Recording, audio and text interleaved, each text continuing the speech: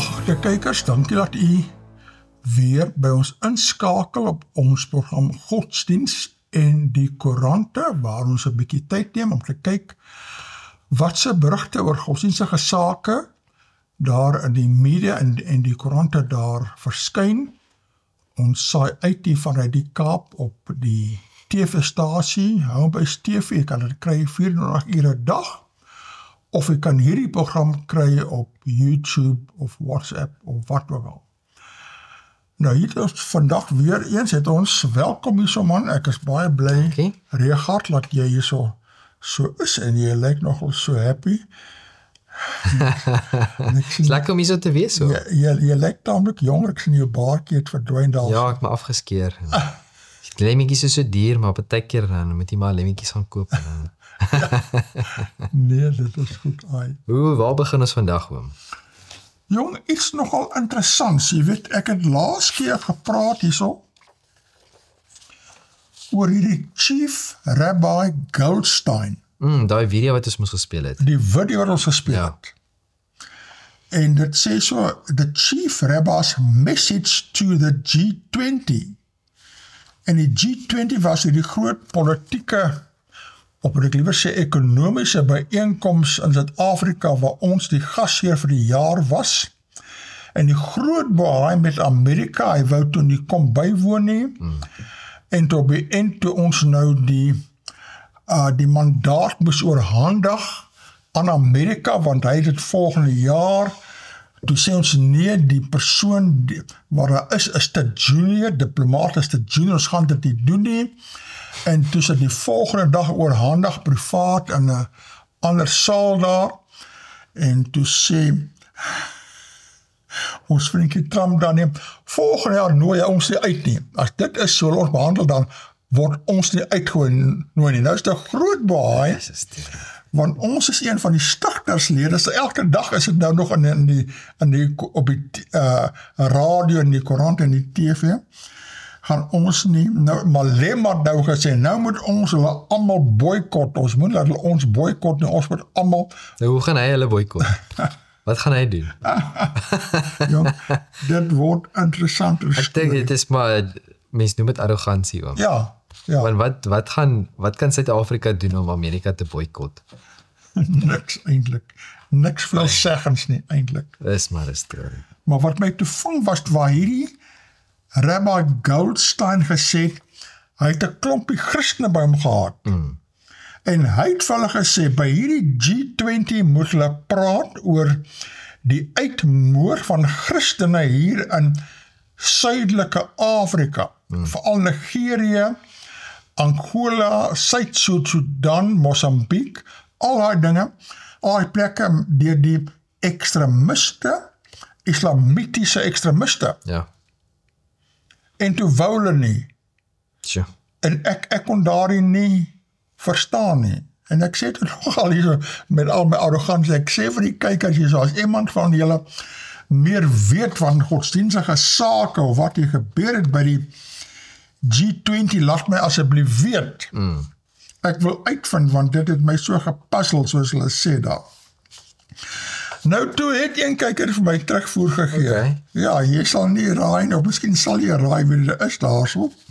Bekende kyker daar so, dit was toe Dr. Renetta Klaasing. Okay. En sy stuur my toe daar 'n hele stuk hierso, en dit is nou hierso, the 2025 G20 Interfaith Forum. Nou ek het nooit van hulle gelees in die Kaapse koerante nie, daar's Die hele, eerste keer wat ek van hulle hoor. ja, daar's hele paar gedrukte Kaapse koerante, daar's gedrukte Die Burger, daar's nog in Transvaal is daar nog die elektroniese koerante en 'n klomp Engelse koerante, maar ek het nie een enkele brug oor hulle gelees nie, ek kon dit nie verstaan nie.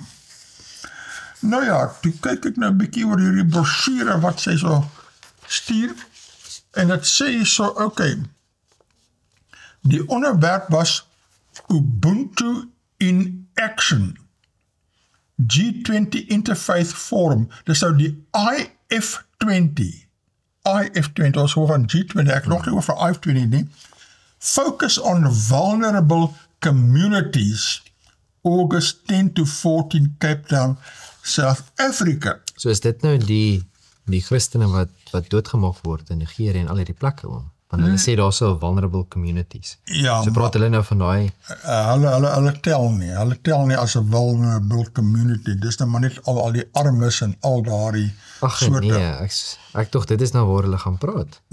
Wel, blykbaar het daardie Rabbi Goldstein het gesê hulle moet daaroor praat, want dit is 'n geweldige groot ding daarso. En al hulle kom af, die islamitiese ekstremiste en moord almal uit, hierso. Maar dit was nie. Nou sê hulle so op die volgende bladsy, Forum Press Release, Global Leaders of Faith and Policy Unite under the banner of Solidarity, Equality and Sustainability. Dit is humanistische welsynsdinge, dit is nie godsdienstige sake nie. Dit is christelik nie, ne? Niks meer met Christendom eintlik te doen nie. Nou sê hulle, Cape Town, South Africa from August 10 to 14, the G20 Interfaith Forum, IF20, will host its flagship annual gathering in Cape Town. Nou, as ek geweet het, sou ek party gaan bywoon, en kyk wat hulle hier so, wat so nonsens hulle alles praat. Dan sê hulle, leading up to the G20 Summit, November 22-23, the IF20 event will reflect and reinforce South Africa's G20 presidency theme. Solidarity, equality, sustainability, rooted in the African philosophy of Ubuntu. I am because we are. The forum will emphasize the interconnectedness of humanity and the moral imperative to ensure that no one is left behind. Dit is nie baie spesifiek nie. Ja, maar dit is voldoende laat daar die Chief Rabbi Goldstein gesê het, maar julle moet nou hieronder praat oor die vervolging van Christene. Hy sê hy's 'n Jood. Ja, maar kom ek sê daar is alles mooi woorde. Ja. En die manier hoe dit saamgestel is, ja. Maar dit is nie spesifiek nie, so dit beteken niks nie. As jy nie spesifiek is nie, né? Dan gaan jy nêrens kom. Jy sien byvoorbeeld ons hou vergadering. As jy maar ek hier om met 'n besigheid. Ja.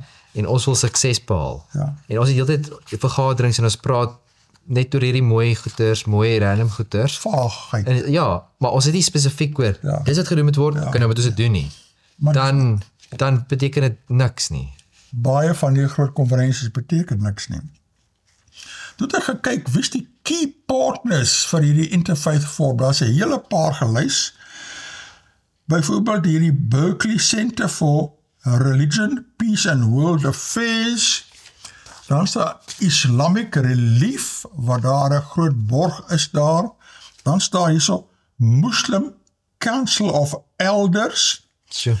En daar was nie een enkele protestantse Christelike kerk hier gelys nie, ook nie eens een erkende groot kerk nie. Al hierdie ander snaakse organisasies was daar gewees daar.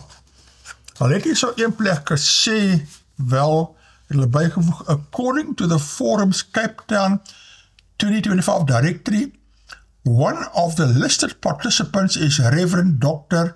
Neoma Venter, General Secretary of the General Synod of the Dutch Reformed Church. In the opening praise for the forum, August 11, a Dr. Neoma Venter, Christian General Synod Dutch Reformed Church, is named among the faith tradition speakers. Ja, so sy was daar, maar lyk nie asof die kerk amptelik daar was nie, soos dit was eintlik 'n baie eienaardige, nikszeggende byeenkoms, ja. Ai. Nou ja, en daaroor is dit my, jy weet, hierdie ding van die grote kerk byeenkoms, wat nog aanhoudende is, dit in nuusberigte wat so karring daarso. Ek weet nie, hulle was ook so, ek moet nie sê was niks zeggen nie, maar hulle was direk anti-Joods. Ja. Hulle was baie meer spesifiek oom. Baie die meer mense is spesifiek vaag. anti, ja. Daai was baie meer spesifiek geweest wat in die groot kerk gebeur het. Maar die islamorganisasies hierin het verhoed dat er enige gesê word van vervolging van Christene, want hulle weet is eintlik islamitiese ekstremiste wat dit veroorsaak. Yep. Hier is nou hierso een van Michiel van die kerk uit Sasolburg. En die opskrif sê so, wat sê synode oor kaping van groot kerk? Ja, ek sou ook wil weet, wat sê die synode, ja. So kom ons luister wat sê die synode. Die momentum van kritiek teen die onlangse besetting van die groot kerk in Kaapstad vir politieke doeleindes. En dit met die oënskynlike goedkeuring en samewerking van die kerk en sy leraar. Dominee Rian de Villiers is besig om toe te neem. Dit is goed so. Die vraag is hoe dit kon gebeur het dat 'n nie-Christelike beweging dit reg gekry het om die ruimte van 'n NG Kerk en dit nogal die groot kerk te kaap vir 'n hoogs gepolitiseerde byeenkoms.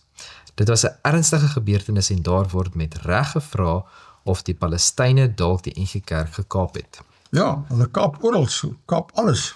Dan is daar ook stellings dat die NG Kerk se toekoms op die rug daarvan duister lyk. Ek dink dat vir die deursnee lidmaat van die NG Kerk is hierdie gebeurtenis nie net baie ernstig nie, maar tot op hede ondenkbaar.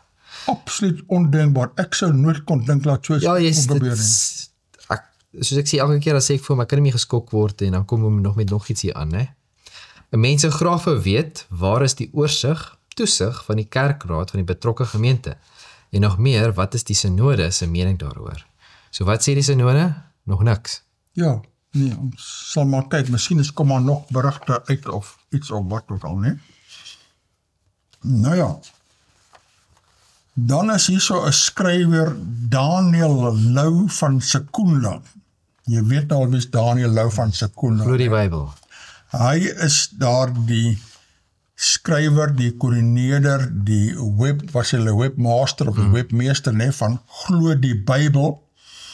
As jy iets wil weet, kyk jy daarop. En hy skryf hier so, hy sê, voeg dan eerder die daad by die woord, skryf hy so aan die burger. Hy sê, Johannes Lourens se brief, die NG Kerk se toekoms lyk duister. Spreek sy hartseer uit oor die interkerklike byeenkoms wat Dominee Rian de Villiers as leraar van die Groot Kerk in Kaapstad Sondag 26 Oktober in die kerk gereël het. Volgens hom blyk dit dat die gemeente se kerkraad nie vooraf behoorlik ingelig is oor die doel van die byeenkoms nie. Op die Groot Kerk se Facebookblad verskyn die volgende op 11 November 2025. Die kerkraad van ons gemeente het hierdie naweek byeengekom om strategies te luister, te droom en te beplan vir 'n volgende seisoen in ons gemeente wees. Ons mekaar herinner dat ons genooi word om deel te neem aan die werk waarmee God reeds besig is. En om fyn te onderskei, ek hoop hulle kan onderskei wat God se werk is en nie, né? Wat dit is wat ons moet en kan doen. Ons is baie dankbaar vir 'n ongelooflike leierspan, wat met liefde en entoesiasme saam dink oor hierdie roeping wat ons het. Ek neem aan die leierspan waarna verwys word sluit Rian de Villiers in. Ek weet ook nie of Lourens ander inligting het nie, maar volgens hierdie Facebook-plasing lyk dit nie of die Groot Kerk wesenlike probleme met de Villiers het nie.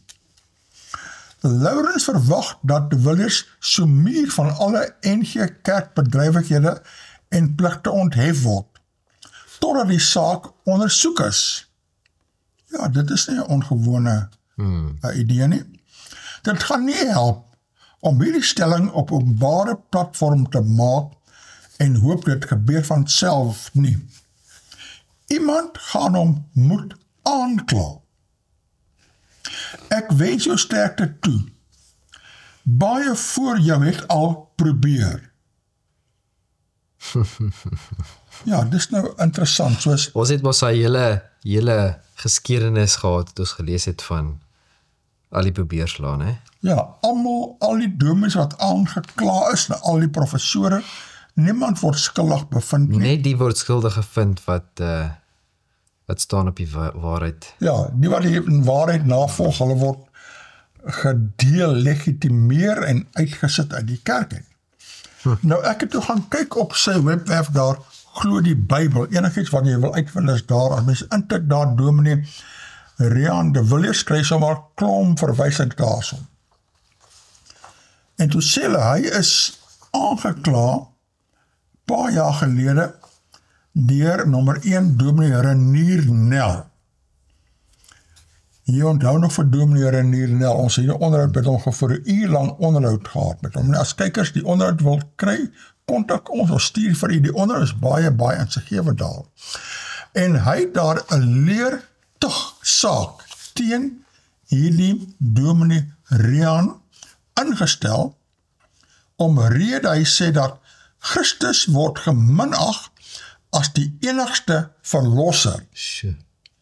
Met ander woorde, dominee Rian dink jy kan verskillende mense kan jou red. Jy hoef nie net gered word deur Christus alleen nie. Dis 'n baie ernstige saak. Dit klink vir my soos Jan Libbe se teologie oom. Want hy het mos dieselfde gesê. Ja, jy dink seker daaraan professor Johan Janse van Rensburg wat hom gaan aankla, ook 'n klag gaan lê teen hom. Ja.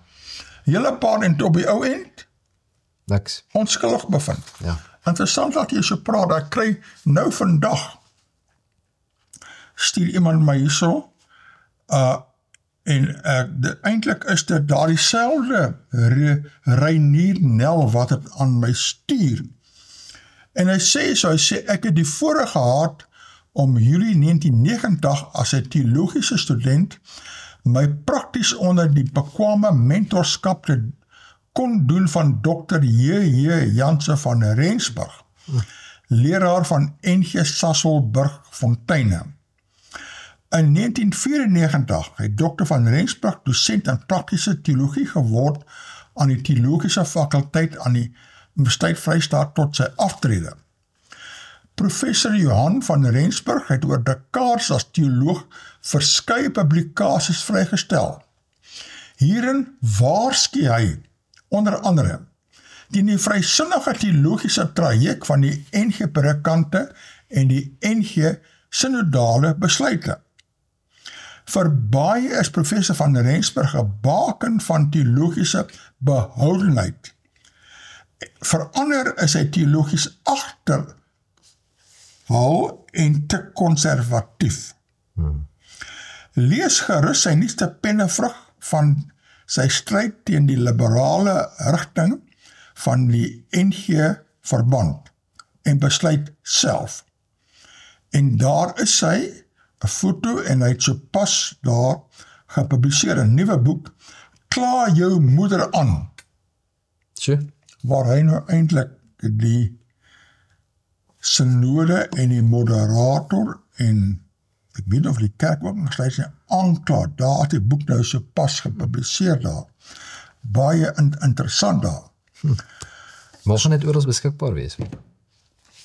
Lig en duisternis uitgewers. Is dit, okay. Ja, ons moet een van Baie ons interessant. bestel. Ja, nee, definitief. Ja, ons kan lees en dit daar. Soos hierdie klagtes het nergens gekom nie. Nou ja. Hier is nou een Ja, wat nou aansluit daarso, ja, want ons het mos nou gehoor dat hy was mos nou 'n paar keer al aangekla gewees. voor Ons dominee so in Kaapstad. En dit het baie te doen met hierdie, en hier is die opskrif wat sê, Snak Assumptions of Muther Isaac and so-called Bethlehem Bible College anti-Israel propaganda. wat snak. Snak. So weet Snak nou jou asem of wat? so hierso is die betekenis nou van die woord om snak. Ja, Dit is die past tense van sneak, né? 'n snak. So move or go in a furtive or stealthy way.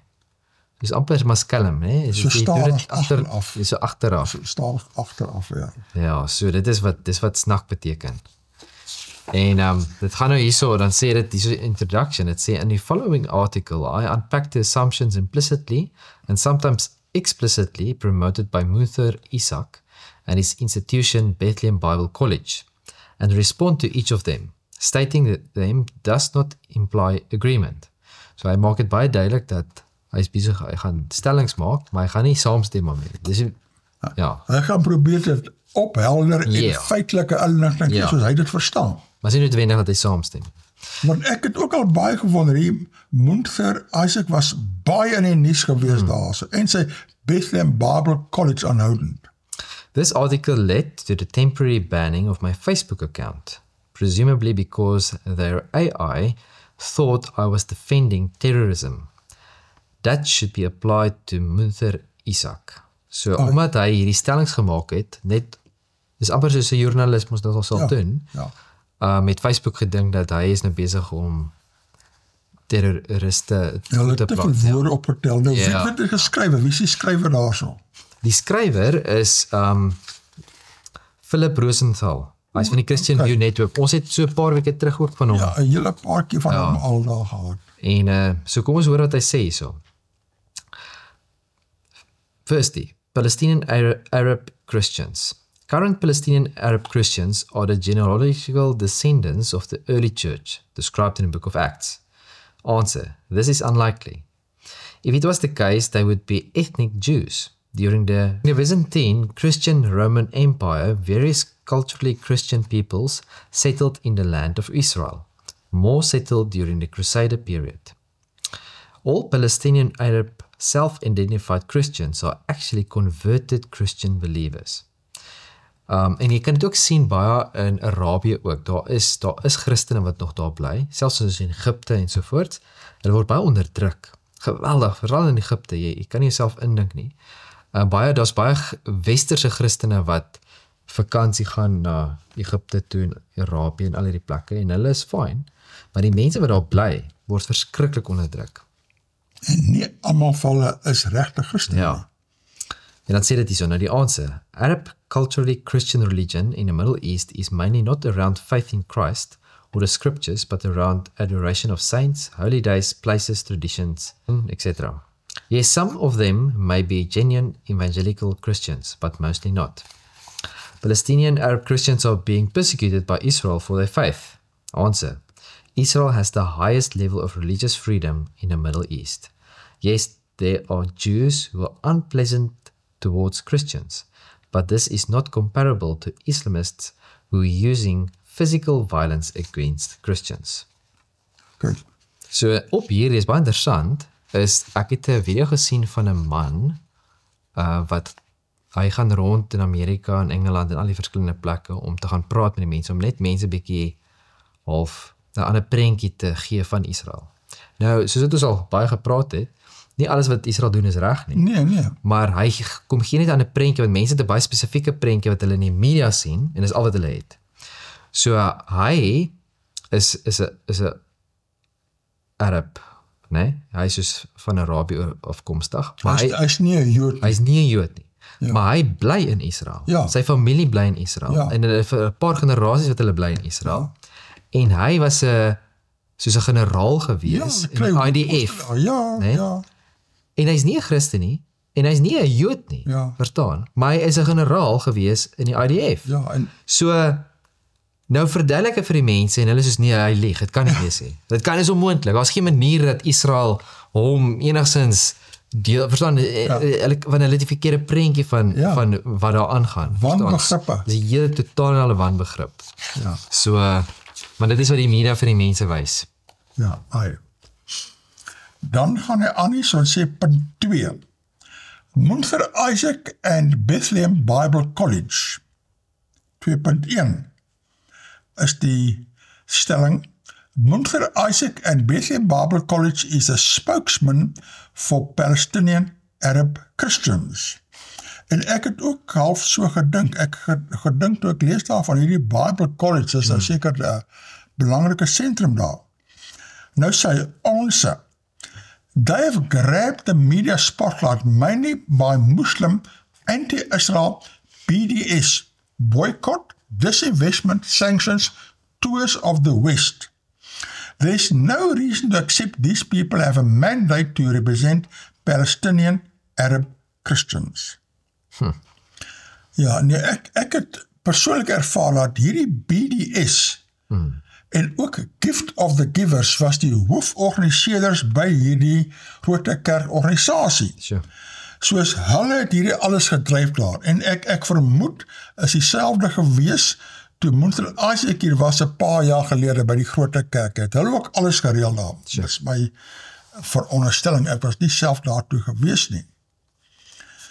Dan sê 2.2 So-called Bethlehem Bible College is a real Bible college. Dis wat hulle dink en sê, ek het ook so gedink. Nou sê ons, Bethlehem Bible College, despite its name, does not teach the Bible, nor does it train Bible teachers or pastors.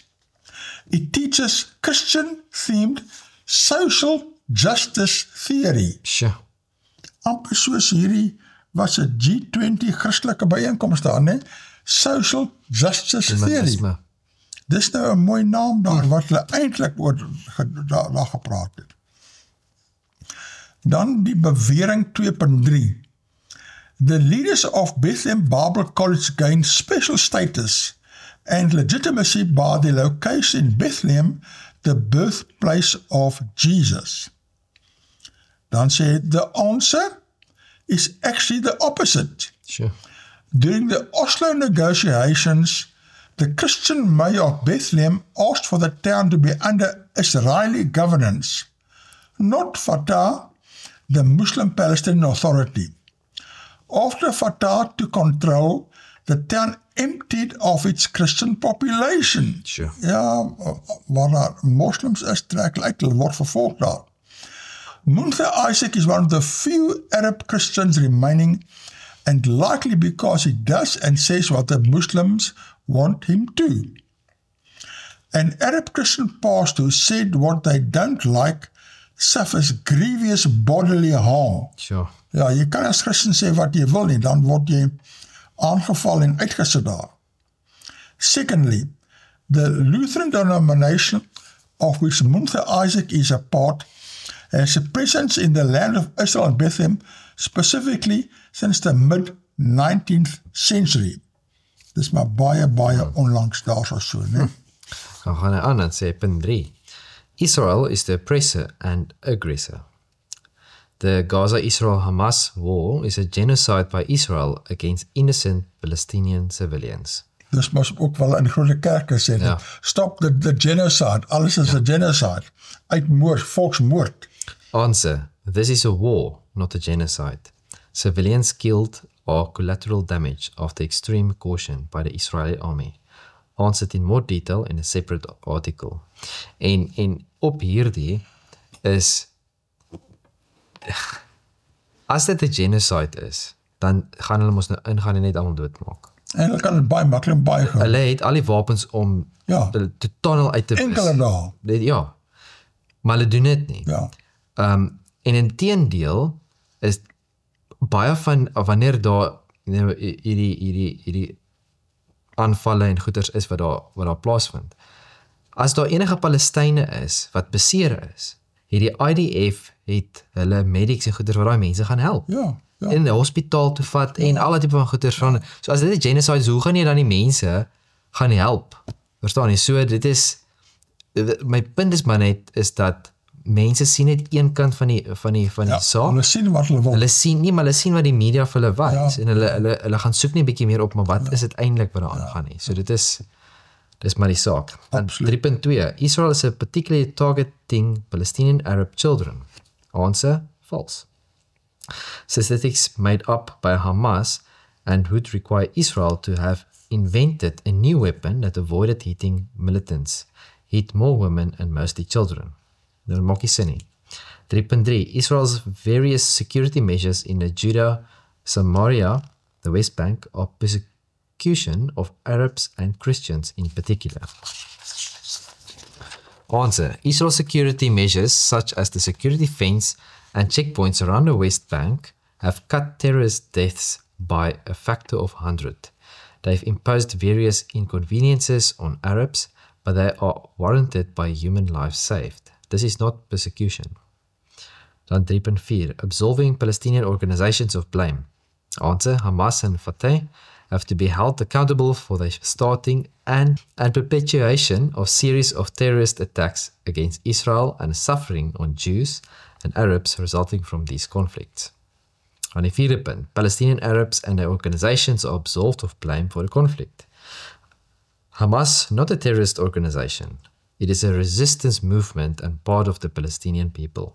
Answer? Ja, daar het ek al baie gehoor al net. Nee, dit is om te sê dat die regering van Noord-Korea is eintlik hierdie wonderlike mense en die mense is glad nie onderdruk nie en die mense het gestem vir hulle president en hulle wil hom daar hê. Want dit is belaglik om dit te glo. Hamas is a terrorist organization and denial is being complicit in defending us. En die hele punt is ook nou met die peace deal wat Trump mos nou daar probeer doen. Ja. Deel daarvan is dat al die Arabiese lande om hulle sê vir die Hamas, luister so julle moet julle wapens neerlê. Ja. So dit is nie Israel en Amerika wat hulle probeer dwing nie. Dis al die ander Arabiese lande sê luister so, kom ons luister nou maar en sit die wapens neer want hulle wil ook vrede hê want hulle wil aangaan met hulle lewe. Ja, en Hamas wil dit nie doen. Hulle klou nog vas aan hulle gewere. Dan 4.2 Israel and the United States in Iraq are guilty of terrorism. Answer, false. One must view this through the lens of Christian just war theory, of which Israel and the United States are not guilty of terrorism, while Hamas and the Iran axis are guilty. 4.3 The various terrorist attacks, although not directly condoned, must be seen in the context of a reaction to a history of oppression. 4.4 Everyone is called to resistance against oppression. Answer, this seems to be a veiled dog whistle message. Plausibly deniable to some, but sending a message to others. Okay. Dan gaan hy aan eens op punt 5 en hy sê, being prophetic. The very specific prophecies regarding the nation of Israel in the Bible are non-applicable and irrelevant. Answer, no. You can't just evade what the Bible repeatedly says because it doesn't suit your narrative. 5.2 To be prophetic, Christians should apply those scriptures that use words similar to woke, social justice, oppressor paradigm. Answer, while the Bible main places use similar words to the woke, this does not mean the Bible prophets in context are teaching the woke message. Dan punt 6. Palestine is a real nation entity with an equal claim to exist as a nation state with Israel competing for part or all of the land of Israel. And 6.2, equal claim to Christian blessing. Answer, so-called Palestine has failed to organize itself into a viable entity despite decades of opportunity offered by the Oslo Accords. Met elke voorstel, elke aanbieding, nee, dis nie goed genoeg nie. Hulle wil alles, hulle wil meer hê, hulle wil nie wat daar voorstel word nie. Sure. Instead of using that time to form itself into a failed terrorist backing entity to undermine Israel. Volgende punt. The United Nations is open to states at peace with other nations, not those perpetually at war. Ja, Palestina wil net dag en nacht oorlog maak en Israel uitvee, soos hulle gesê het by die grote kerkgebou daar, from the river to the sea moet allemaal uitgevee word, uitgewis word. Dit is wat ek nou net gepraat van Noord-Korea. In Noord-Korea word die mense geïndoktrineer van kleins af. Dus in die skole oral word geïndoktrineer dat die Weste is die vyand. Dat soos Amerika is die duivel, dit is die verstaan, soos hulle met hulle haat. En dieselfde word met die Palestynë, van kleinse word die kinders geïndoktrineer dat hulle met die Jode haat, hulle met die Weste haat, hulle met al daai, verstaan, hulle word letterlik groot met 'n haat vir Jode, vir die Weste. Verstaan, dis hartseer. Dit is iets vreesliks dat jy moet dink dat kindertjies word so geïndoktrineer van kleins af. En daaroor wil Arabiese lande hulle nie hê nie. Ja. Maar ons vat hulle in daar, so by die vliegtuie vol. Dit is 'n storie, jong. Dis 'n storie. Dan volgende. There is no prophecy about Palestine in scripture, although it does acknowledge aliens living in the land. Ja, dis nogal interessant ene daar is heel wat oor die Jode daar. Nou ek sal nie sê alles is nog van toepassing vandag nie, elke moet maar interpreteer so wat hy wil daar, maar daar's niks van Palestina daar of die Palestyne as 'n nasie apart nie. Die Bybel praat glad nie daarvan hulle genaamd nie. As jy praat van die Bybel, dan praat net van geskiedenis oor die algemeen. Ja. So mense kyk baie keer vas in die laaste, sê maar 100 jaar, maar kom ons kyk na die laaste duisende jare. Dis dit Arabiere wat in Palestynse areas bly, dis al. Dis nie Palestyne nie. Dan punt 7, Unity and Peace versus Division themes. Answer, Muther Isaac and Bethlehem Bible College use the biblical themes of unity and peace and accuse others of division, only so far as they benefit the anti-Israel narrative. Their own message is itself divisive. And on punt 8, repetitive rhetoric and blame on Israel, Christian Zionists and the West. Muther Isaac and associates make use of repetition of keywords to frame their narrative. Genocide, colonialism, apartheid, empire, resistance, while using terms like shame, guilt to describe the opposition. Dit is baie spesifiek. Ek gaan sien, al die ander mense gebruik het ook. Dis nie net hulle nie. Dis presies wat daar by die groter kerk gebeur het. Al dat daar die terme is so gegooi. Jy sal sien ook, baie, as jy gaan kyk na die media, ek dink, as ek reg onthou, die heel eerste keer toe Trump gehardloop het as president, dan het hulle, jy kan een na die ander nuusstasies opgesit het, almal het dieselfde woorde gebruik om te beskryf. Letterlik, soos dieselfde soos hierso, hulle het baie spesifieke woorde gehad, en het oor en oor gehamer, laat dit in die mense se gedagtes inkom, soos in vassteek. So as jy met iemand gaan praat op die straat, dan sal hulle sê, ja, Trump is dit, of die persoon is dit, maar dit word, en dis dieselfde wat hulle hierso doen. So dis 'n baie spesifieke manier om mense te oortuig dat jy is reg. For those who listen to them and worse echo them, the narrative becomes reinforced as normative for the hurt by repetition rather than logic. En dis die hele punt wat ek nou gesê het, né? The shame themes are an attempt to frame opponents as outside the hurt and get them into their new hurt. It is a common strategy used in advertising and political propaganda. For example, the LGBT woke, to normalize one view, to force conformity and ostracize another view. En ek dink daar's 'n spesifieke woord vir, ek kan nou vergeet daarvan, het ons al gehoor van Nancy Pelosi, né? Ja. Nou sy het letterlik dit erken. Daar is amper soos 'n slang woord wat hulle gebruik in die politieke wêreld vir hierdie.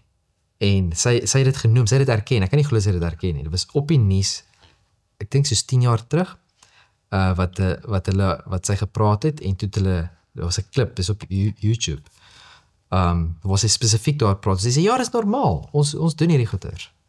So, hulle erken dit. Eintlik 'n vorm van swart smedery.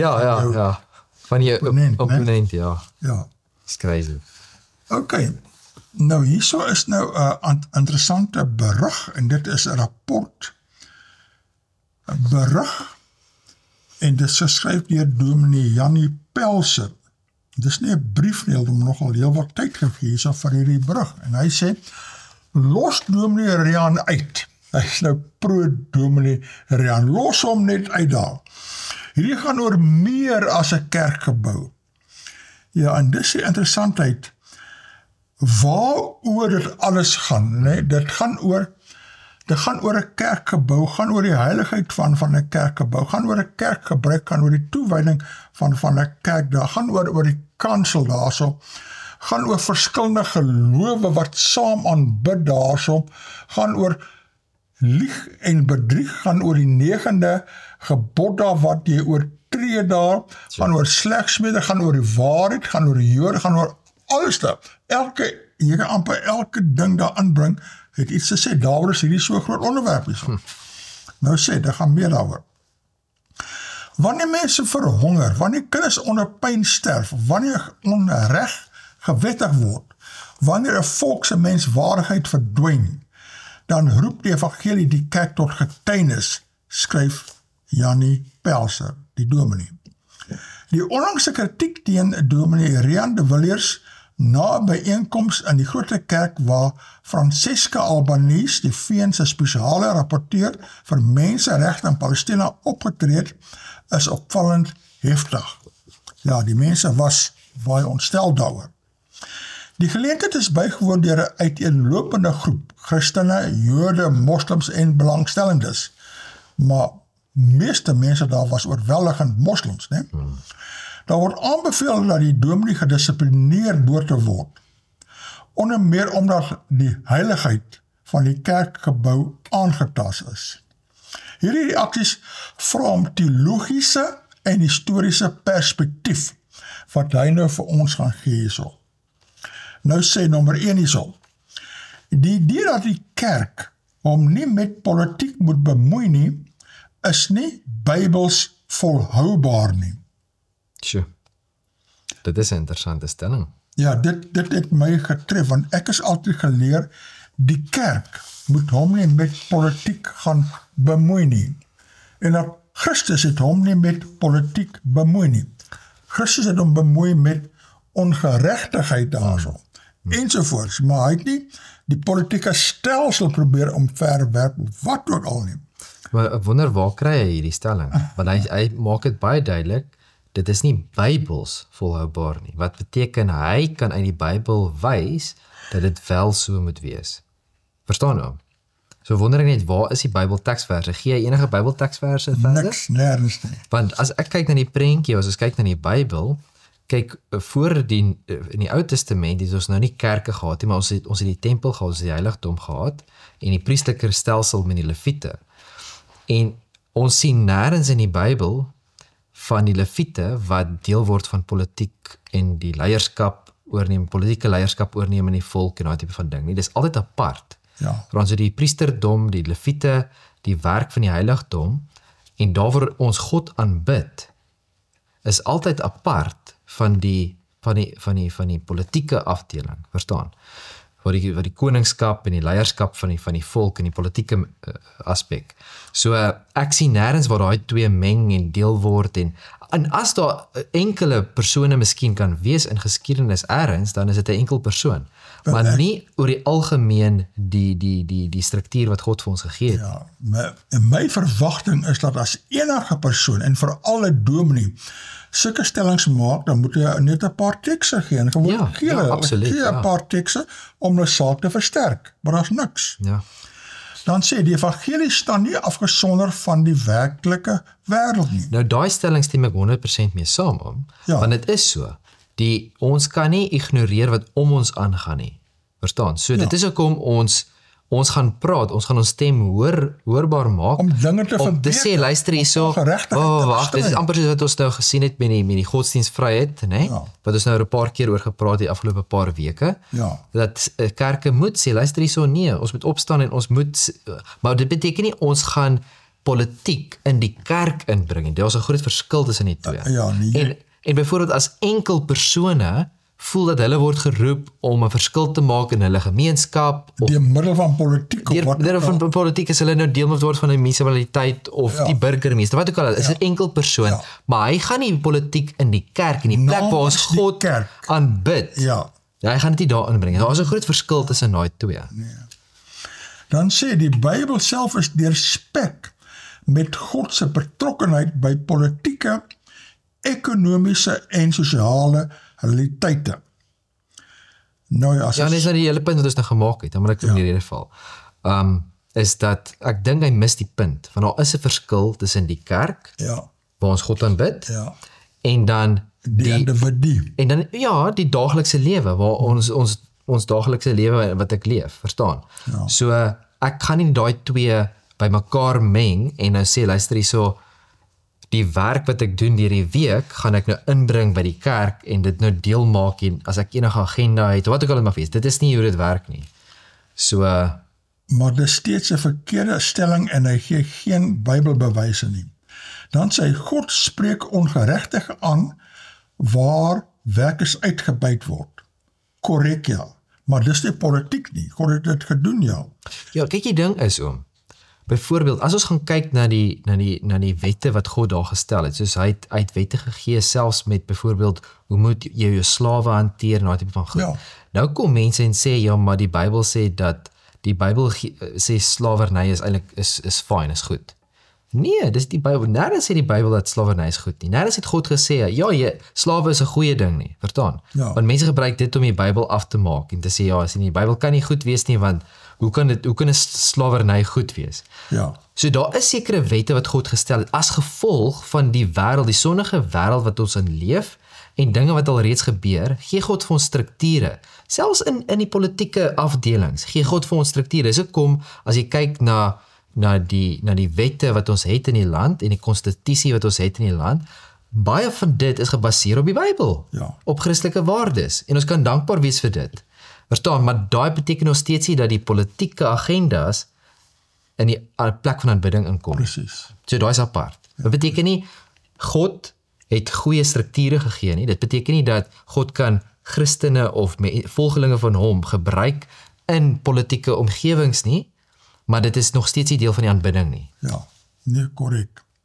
Dan gaan hy aan en sê, hy waarsku wanneer weduwees en wese veronreg word. Korrek, ja, maar dis nie politiek nie. Dis ongeregtigheid reg sien daar. Hy tree op teen korrupte leiers en onderdrukkende strukture. Ek het nie gesê dat hy optree teen korrupte leiers nie, hy het gewaarsku teen verkeerde dinge, hy het nie opgetree nie. Dan, hy herinner sy volk voortdurend dat geregtigheid deel is van aanbidding. Ja, reg en geregtigheid moet geskied. Selfs Jesus se bediening het politieke skokgolwe veroorsaak. Sy boodskap oor die koninkryk van God het die magstrukture van Rome en die tempelhoofde direk uitgedaag. Ja, maar die aanklag van die Jode wat hom nie wou aanvaar is, hulle wou 'n politieke leier gehad het, wat die politieke stelsel omvergooi en hulle aan bewind plaas. En dit wou God nie, Jesus nie doen nie, want hy wou hom nie met politiek bemoei nie, soos hierdie persoon het 'n bietjie 'n wanindruk daar. Dan gaan hy aan, hy sê, die hervorming self bewys dat geloof en politiek onafskeibaar is. Nou ja, dit is weer, pas op vir jou interpretasie daarvan so.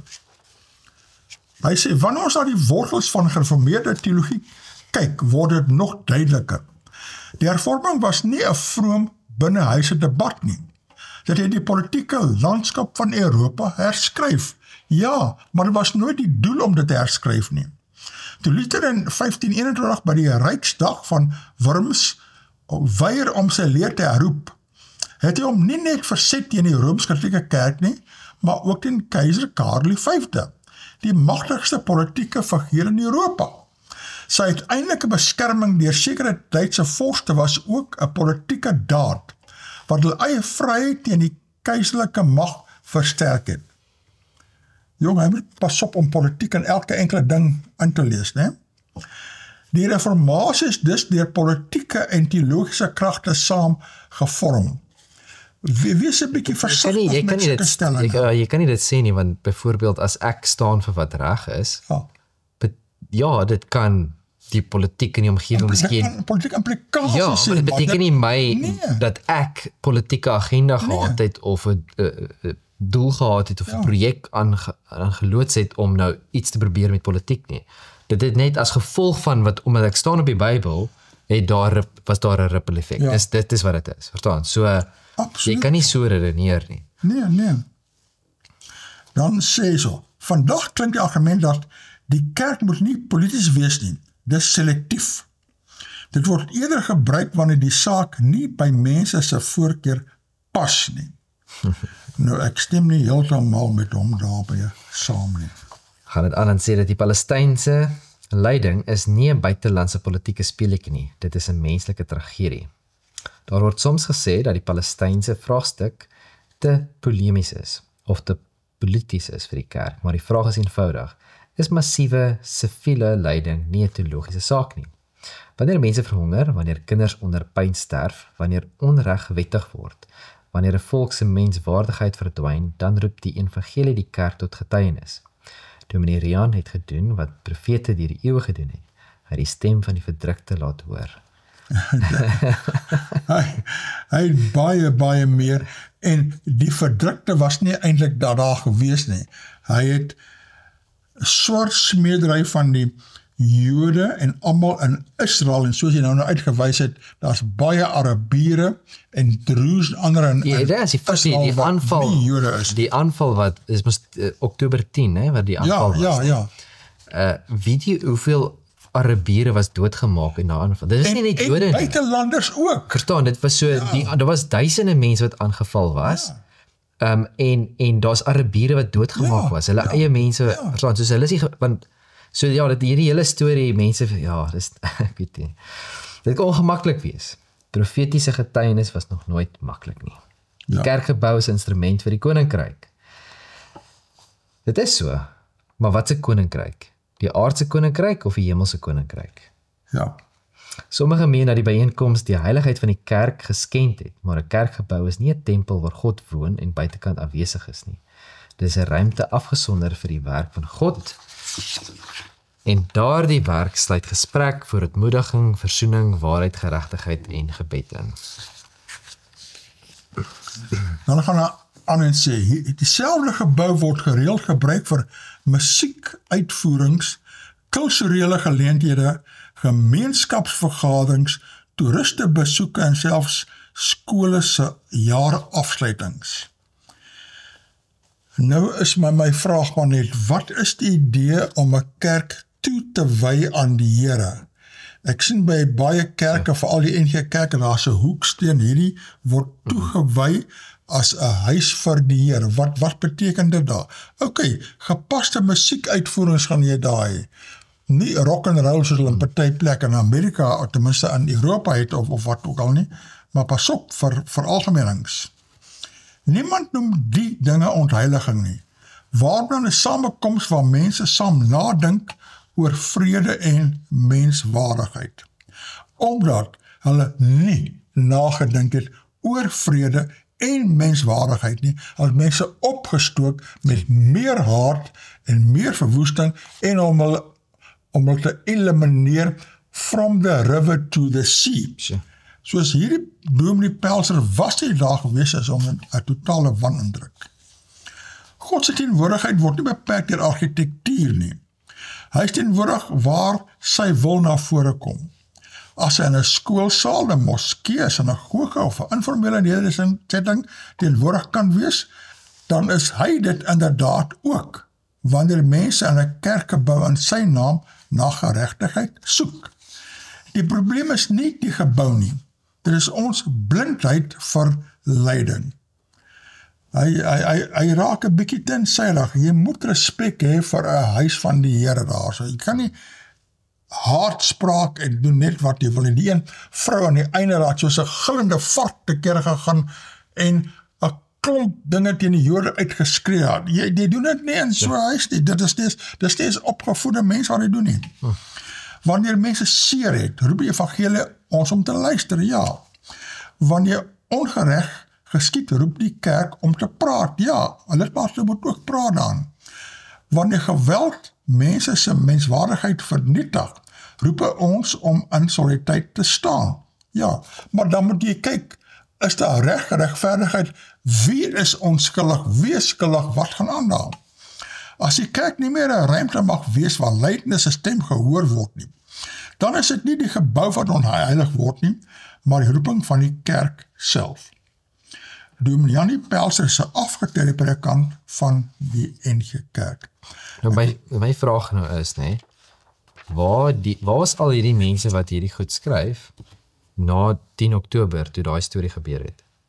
Het enigiemand opgestaan en gesê, kom ons skryf, want dit is lyding, al hierdie kinders is doodgemaak, babas is doodgemaak. Het hy geskryf briewe oor daardie gebeurtenis, oor daardie inval? Ek het niks gesien nie. Ek het nergens gesien waar die NG Kerk gesê het, kom ons gee donasie, kom ons doen iets in die kerk, wat ook al, om die mense te gaan help of iets. So, dis hoekom ek sê, dis eensaidig. Baie eensaidig. As hulle dit nou graag wil doen, dan moet hulle mos nou vir al die kante doen, vir al die Christene wat doodgemaak word in Afrika, oral. Ja.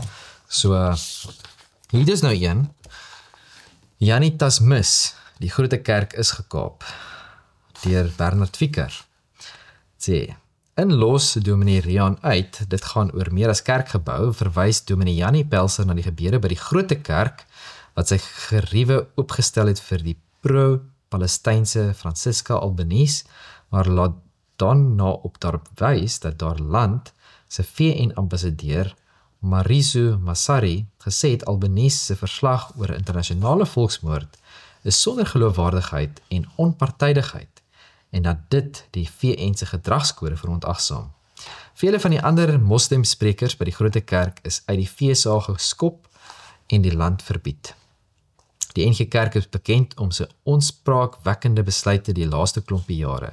Toe die Algemene Synode op 12 Oktober 2011 'n ruimdenkende besluit geneem het dat dit opsioneel is om in 'n werklike duiwel te glo, was die gord gaar in die openbare media. Ek onthou daai dag. Dit was iets. Ek kon nie daai dag glo nie. Dit was oor RSG het hulle nog hieroor gepraat. Ek kon dit nie glo nie. Toe daar later besluit het dat die gay getroude dominees die preekstoel mag betree as gays in die amp, was die openbare uitbarsting nog erger. Maar dit lyk asof die reaksie in die openbare media en sosiale media oor die gebeurtenisse by die grote kerk miskien die omvattendste van almal is. 'n Ondersoek na al die openbare kommentaar en die oorsake en implikasies daarvan kan die grondslag vorm vir 'n aantal M-grade en miskien selfs 'n PhD. Kenmerkend is dat die liberale NG teoloë, soos Janie Pelser, die gebeurtenis so ophemel sonder dat enige een van hulle teenwoordig was. Of wie van hulle was self teenwoordig en kan uit eerstehandse kennis praat, eerder as met subjektiewe en spekulatieve voorveronderstellings. Dit is 'n baie goeie punt ook. Dit is goed ding. As jy nie daar was nie, dan weet jy nie eintlik waarvan jy praat nie. As jy 1 of 2 prentjies ergens gesien het op die nuus of iets, dit sê nie veel nie. Of jy hoor wat 'n ander liberale dominee sê. Die teologiese onderbou van die vele argumente vir en teen hierdie gebeurtenis is 'n vrugbare grond vir verdere indringende studie. Baie interessant is dat dit grootliks liberale teoloë is wat die gebeurtenisse daarso ophemel, terwyl dit meestal lidmate is wat erg kapsie maak, met 'n hele aantal wat op sosiale media aandui dat hulle nie meer lid kan wees van 'n kerk wat so optree en sumier hulle kerklidmaatskap prysgegee het. Daar behoort ook gekyk te word na wat dit beteken as 'n kerk ingewy en toegewy word aan die Here as 'n huis van gebed. Want baie duidelik is daar hemelsbreë verskille hieroor tussen liberale dominees en gewone lidmate. Dit is 'n baie belangrik punt, ons het net dit genoem. Dominee Pelser konstateer die idee dat die kerk hom nie met politiek moet bemoei nie, is nie 'n Bybels volhoubaar nie. Regtig? Is dit nou die nuutste dwaalleer van liberale teoloë in die NG Kerk? Is dit wat die kweekskole leer? Ons is geleer dat Christus nie probeer het om hom met politiek te bemoei of om die heersende korrupte politieke stelsel omver te gooi nie. En hier is 'n baie belangrike punt. Hy het dit nou ook daar genoem in die gedeelte wat hy geskryf het. Hy het genoem dat is amper asof Christus, toe Jesus hierso was op aarde, dat hy al 'n probleem was vir Rome. Maar hy was nie. Ja, nêrens in geskiedenis en in die Bybel kan ons sien. Wette oortree. Ja, maar nêrens sien ons waar die Romeinse leierskap gearresteer. Ja, want hulle sou dit lankal gedoen het, want hulle het gedoen met ander Christusse, ander Messiasse, sogenaamde Messiasse wat voor hom gekom het. En met ander Jode was gearresteer en hulle was doodgemaak baie keer omdat hulle opgetree het teen die regering, teen die politieke regering. En nêrens was Jesus ooit. Hy was byvoorbeeld selfs toe op die einde, net voor die kruisiging, was dit die Joodse leiers se aanklag teen hom wat geforseer het dat hy gekruisig was. Ja. Dit het nooit gekom van die politieke leierskap van die tyd nie. So hierdie punt is geweldig belangrik. Hy het nie die afskuwelike slawestelsel probeer afskaf nie, maar gesê slawe moet teruggaan na hulle base. Die Jode het hom juis verwerp omdat hulle politieke leier en aktivis wou hê wat die politieke juk van die Romeine kon help afgooi. Maar hy het geweier om herhaaldelik daarop gewys dat hy kom om mense te bekeer en hul hart en gesindheid te verander, nie om politieke stelsels omver te werp nie. En dit is die hele punt van die doel van die kerk.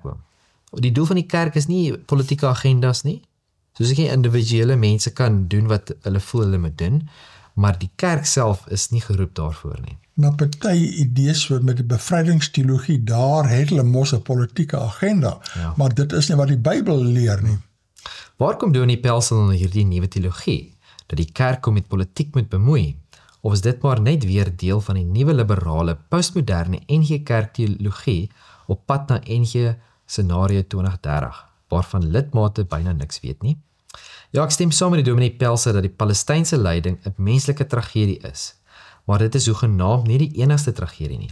Christene word stelselmatig uit Palestina en omliggende moslimlande geelimineer, sodat daar deesdae amper geen Christene in daardie lande oor is nie. Nader aan ons grense word Christene op groot skaal deur verskeidenheid Hamas-verwante moslimterroriste groepe soos ISIS, Hezbollah, die Moslembroederskap ens uitgemoor en skoolkinders, veral meisies, gekaap. Die paus het al herhaaldelik sy diepe bekommernis hieroor uitgespreek, maar het die NG Kerk al enige besorgdheid uitgespreek of iets daarin gedoen of finansiering gegee. En daar is ook nog 'n belangrike punt, want daar is soveel mense, hulle eie Palestynse mense, wat as hulle opstaan teen Hamas, wat in die middel van die gemeenskap voor almal doodgemaak word, en mense praat nie daaroor nie. Nêrens oor die dit is erg, dit is baie erg. So dis hoekom die mense, hulle gaan saam, daar's 'n groot groep wat natuurlik wat geïndoktrineer is, en daar's ook 'n groep, hulle gaan maar net saam en hulle is bang. En hulle weet wat gaan gebeur as hulle nie saam gaan nie.